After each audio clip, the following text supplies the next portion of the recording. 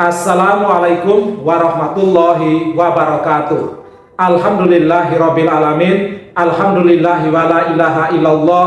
Alhamdulillahi wala haula wala quwata illa billah. Allahumma sholli ala Muhammad wa ala ali Muhammad. Hasbunallahu wa ni'mal wakil, ni'mal maula wa ni'man nasir. Ya jal jalali wal ikram. Insya Allah pada kesempatan kali ini saya akan menjelaskan tentang dahsyatnya sholat duha.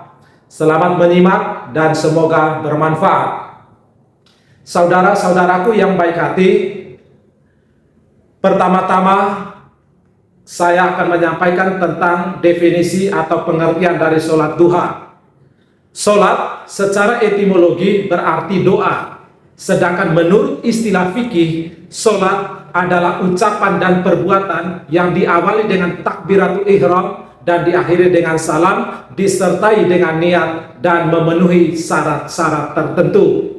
Silakan baca kitab Al-Mawsu'ah Al-Fiqhiyah halaman 51. Duha secara etimologi adalah waktu ketika matahari terbit hingga siang. Sedangkan menurut ulama fikih, duha adalah waktu ketika matahari meninggi hingga waktu zawal, yaitu bergesernya matahari dari tengah-tengah langit. Silakan baca kitab Al-Mawsu'ah Al-Fiqhiyah halaman 221.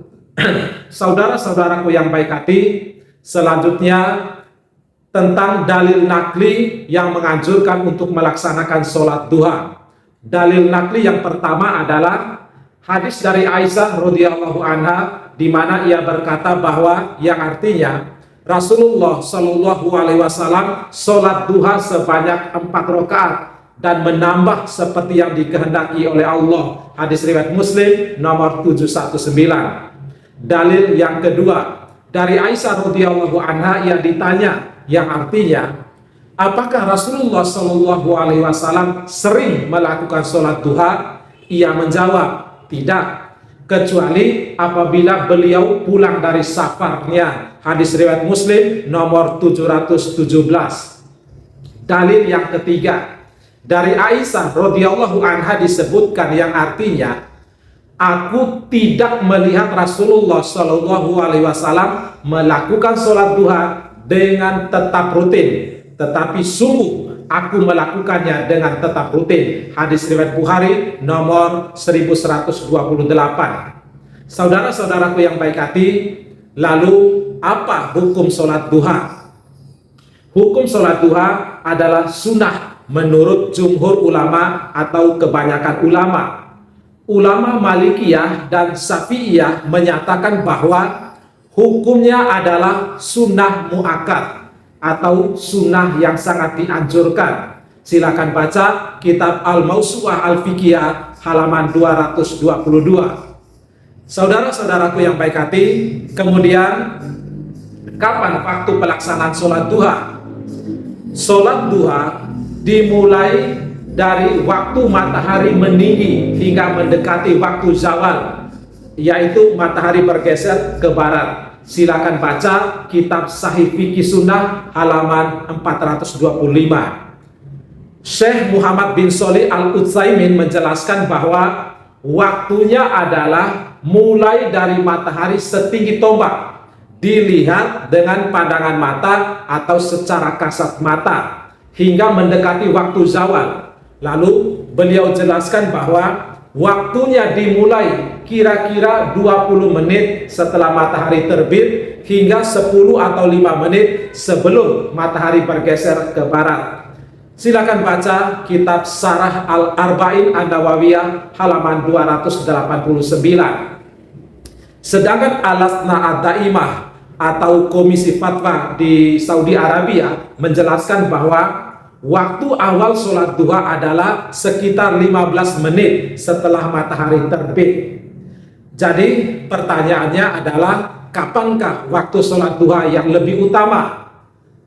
Dari Zaid bin Arqam radhiyallahu anhu, ia berkata bahwa Rasulullah Shallallahu Alaihi Wasallam bersabda yang artinya, sholat awwabin, yaitu sholat orang yang kembali kepada Allah, itu adalah sholat duha. dilaksanakan ketika anak unta mulai kepanasan. Hadis riwayat Muslim nomor 748. An-Nawawi mengatakan inilah waktu utama untuk melaksanakan sholat duha. Begitu pula ulama Syafi'iyah mengatakan bahwa ini adalah waktu terbaik untuk sholat duha. Walaupun boleh pula dilaksanakan ketika matahari terbit hingga waktu zawal. Silakan baca kitab Syarah Muslim halaman 30. Saudara-saudaraku yang baik hati, selanjutnya berapakah jumlah rakaat sholat duha? Dari Anas radhiyallahu anhu, ia berkata, Rasulullah Shallallahu alaihi wasallam bersabda, yang artinya, barang siapa sholat duha sebanyak 12 rakaat, maka Allah akan membangunkan sebuah istana di surga. Hadis riwayat Tirmizi nomor 473. Syekh Abdullah Al-Fauzan dalam kitab Minha Al-Alam halaman 348 menyatakan bahwa sanad hadis ini dhaif atau lemah.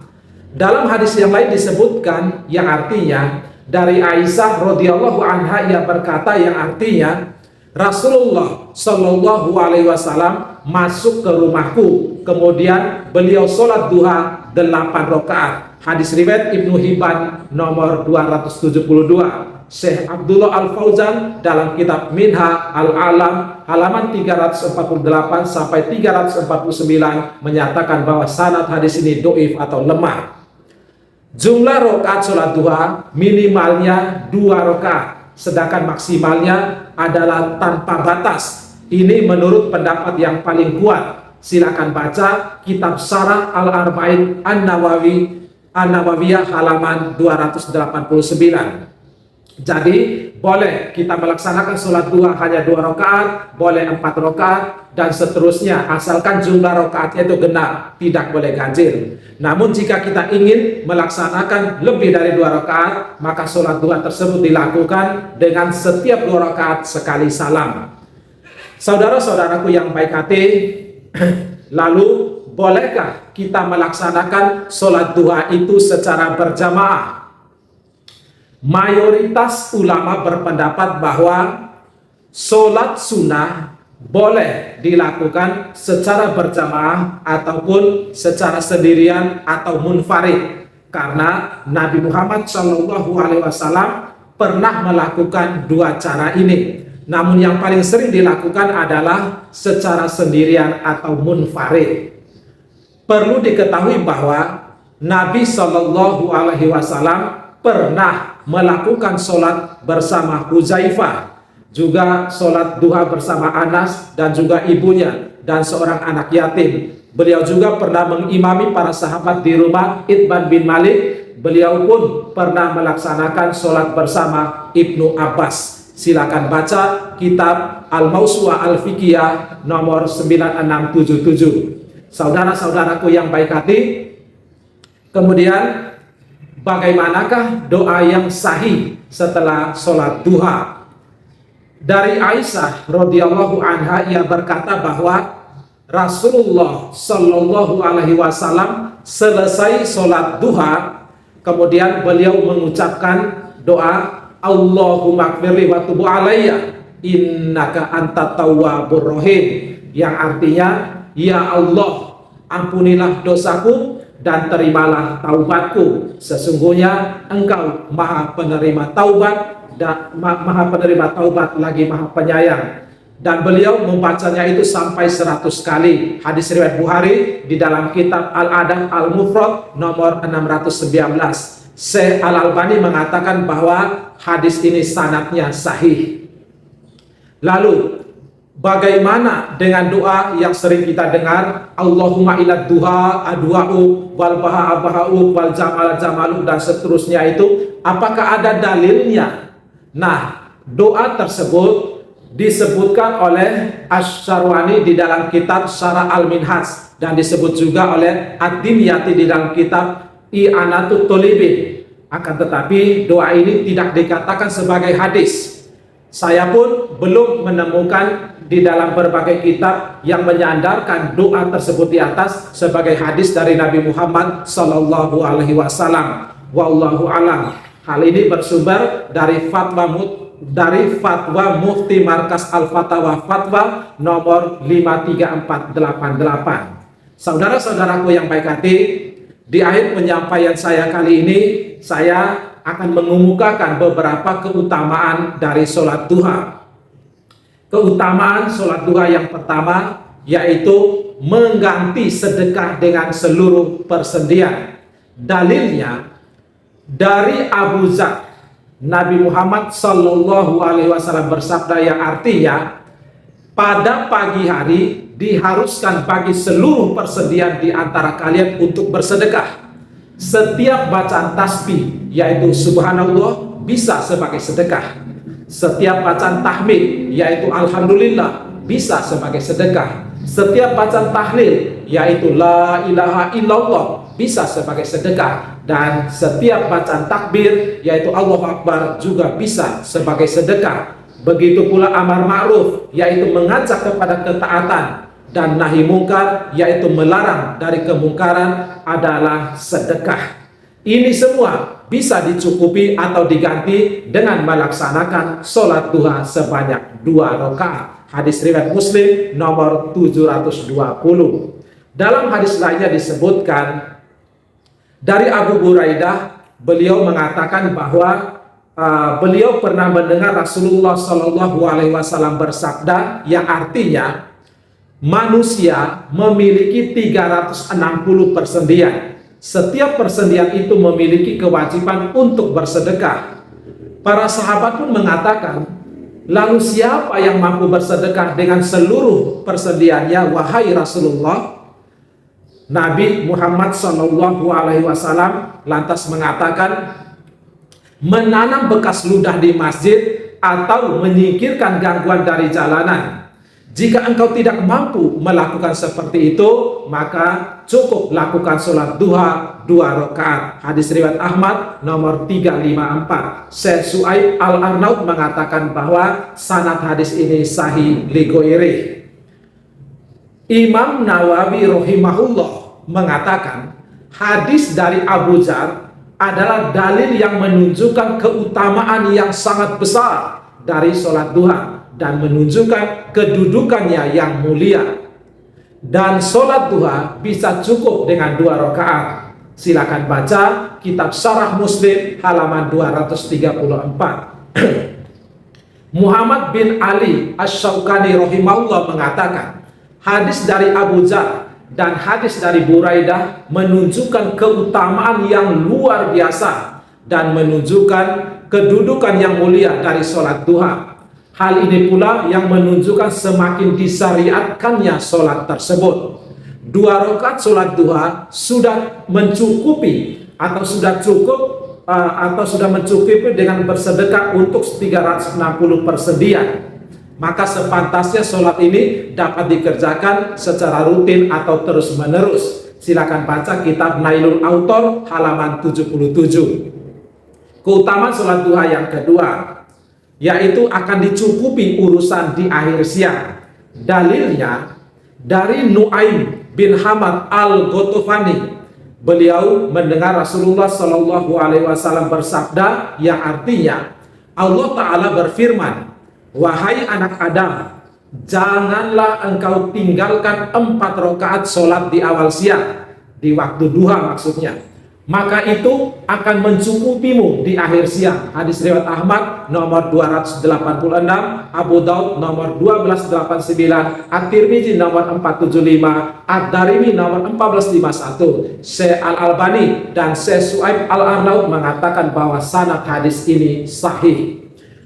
Penulis kitab Aunul Ma'bud yaitu Al-Azim Abadi menyebutkan hadis ini bisa mengandung pengertian bahwa sholat duha akan menyelamatkan pelakunya dari berbagai hal yang membahayakan. Bisa juga dimaksudkan bahwa sholat duha dapat menjaga dirinya dari terjerumus dalam dosa, atau ia pun akan dimaafkan jika terjerumus di dalamnya. Atau maknanya bisa lebih luas daripada itu. Silakan baca kitab Aunul Ma'bud halaman 118. At-Tibi berkata, yaitu engkau akan diberi kecukupan dalam kesibukan dan urusanmu, serta akan dihilangkan dari hal-hal yang tidak disukai setelah engkau sholat hingga akhir siang. Yang dimaksud, selesaikanlah urusanmu dengan beribadah pada Allah di awal siang atau di waktu duha, maka Allah akan memudahkan urusanmu di akhir siang. Silakan baca kitab Tuhfatul Ahwazi halaman 478. Selanjutnya keutamaan sholat duha yang ketiga, yaitu mendapat pahala haji dan umroh yang sempurna. Dalilnya dari Anas bin Malik, Rasulullah SAW bersabda yang artinya, barang siapa yang melaksanakan sholat subuh secara berjamaah, lalu ia duduk sambil berzikir kepada Allah hingga matahari terbit, kemudian ia melaksanakan sholat dua rakaat, maka ia seperti memperoleh pahala haji dan umroh. Beliau pun bersabda, pahala yang sempurna, sempurna, dan sempurna. Hadis riwayat Tirmizi nomor 586. Syekh Al-Albani mengatakan bahwa sanad hadis ini sanadnya hasan. Al-Mubarakfuri rahimahullah di dalam kitab Tuhfatul Ahwazi bisyarah Jami At-Tirmizi halaman 158 menjelaskan, yang dimaksud kalimat kemudian ia melaksanakan sholat 2 rakaat yaitu setelah matahari terbit. At-Tibi berkata, yaitu kemudian ia melaksanakan sholat setelah matahari meninggi setinggi tombak, sehingga keluarlah waktu terlarang untuk melaksanakan sholat. Sholat ini disebut pula dengan sholat Isra. Sholat tersebut adalah waktu sholat duha di awal waktu. Selanjutnya keutamaan sholat duha yang keempat, yaitu sholat awabin atau sholatnya orang-orang yang kembali taat. Dalilnya dari Abu Hurairah radhiyallahu anhu, ia berkata bahwa Rasulullah Shallallahu Alaihi Wasallam bersabda yang artinya, tidaklah menjaga sholat sunat duha melainkan awab atau orang yang kembali taat, inilah sholat awabin. Hadis riwayat Ibnu Huzaimah dan dihasankan oleh Syekh Al-Albani di dalam kitab Sahih At-Targhib wa Tarhib halaman 164. Imam Nawawi rahimahullah berkata, awab adalah muti atau orang yang taat. Ada pula ulama yang mengatakan bahwa maknanya adalah orang yang kembali taat. Silakan baca kitab Syarah Sahih Muslim halaman 30. Saudara-saudaraku yang baik hati, demikianlah pembahasan saya kali ini tentang dahsyatnya sholat duha. Semoga Allah Subhanahu wa Ta'ala selalu menolong dan memudahkan kita untuk senantiasa istiqomah melaksanakan sholat duha. Amin ya robbal alamin. Akhirul kalam, subhanakallahumma wa bihamdika, asyhadu alla ilaha illa anta, astaghfiruka wa atubu ilaik. Barakallahu fina. Semoga Allah memberkahi kita semua. Sahalallahu lana khairan wa haitsu kunna. Semoga Allah memudahkan kita di dalam kebaikan dimanapun kita berada. Wassalamualaikum warahmatullahi wabarakatuh.